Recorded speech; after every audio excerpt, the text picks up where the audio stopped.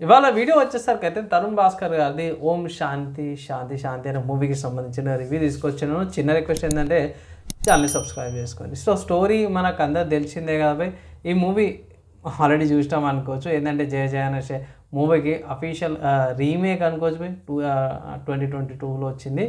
So speciality ఏంది, uniqueness ఏంది అని అంటే మాత్రం స్లైట్‌గా మనకు కొంచెం మన తెలుగు ఆడియన్స్‌కి టచ్ అయ్యేటట్టు మూవీ తీసిర్రన్నమాట. సో స్టోరీ ఏం లేదు బై అంటే డొమెస్టిక్ వైలెన్స్ లాగానే ఉంటుంది. అంటే ఒక అమ్మాయికి చాయిసెస్ ఇయ్యరు అన్నట్టే చూపిస్తారన్నమాట. సో వన్స్ అగైన్ చెప్తున్నాను, ఇలాంటి సినిమాలు ఏంటంటే పర్టికులర్ ఒక క్యారెక్టర్ సిచ్యువేషన్ అందరికి ఇట్లానే ఉంటుందని కూడా మనం ఎక్స్పెక్ట్ అయితే చేయలేము. కొన్ని సిచ్యువేషన్స్ అయితే రియల్ లైఫ్లో ఉండే అవకాశాలు అయితే మోస్ట్లీ. సో దీని క్రియేటివ్ ఫ్రీడమ్, క్రియేటివ్ లిబర్టీ లాగానే తీసుకురన్నట్టే చూసుకోవాలి. కొన్ని సీన్స్, సిచ్యువేషన్స్ పర్లేదు బై గ్రౌండ్ టు రియాలిటీ లాగా అన్నట్టే అనిపిస్తాయి.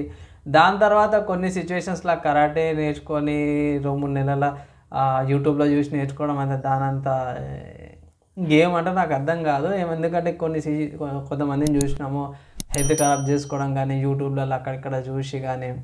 సో అవి కొన్ని సిచ్యువేషన్స్ ఉన్నాయి. అందుకే అంటాను యూట్యూబ్లో చూసుకోవడం కానీ కొంచెం ఇబ్బందే. అది పక్కన పెట్టేస్తే మాత్రం స్టోరీ ఏంది కథ అంటే మాత్రమే అగ్రెసివ్ భర్త, ఓర్చుకోలేని భార్య, వీళ్ళిద్దరు ఎట్లా పడతారు అనే దాని మీద ఉంది. ఎట్లా ఫ్యామిలీ మెంబర్స్ ఇంకొక పిల్లలని ఎట్లా పుష్ చేస్తారు, నువ్వు ఇట్లుండాలనే దాని మీద కూడా చూపించారు.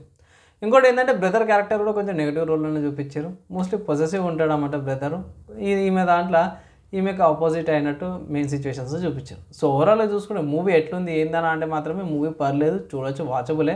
కొన్ని సిచ్యువేషన్స్లో మీకు అరే ఏంద్రా ఇది లాజిక్ వెళ్ళిపోయింది ఏంద్రా అన్నట్టు అనిపిస్తుంది. లాజిక్ ఎక్కడికో ఎగిరిపోయిందిరా, కట్టె పట్టుకొని గుంజనరా కిందికి అన్నట్టు అనిపిస్తుంది. కట్టె కానీ తాడే పట్టుకొని కిందికి గుంజనరా అనిపిస్తుంది. కొన్ని సిచ్యువేషన్స్లో మీకు లాజిక్ అర్థం కాదు, కానీ కొన్ని సిచ్యువేషన్స్లో మాత్రమే యాక్సెప్టబుల్ అనిపిస్తుంది.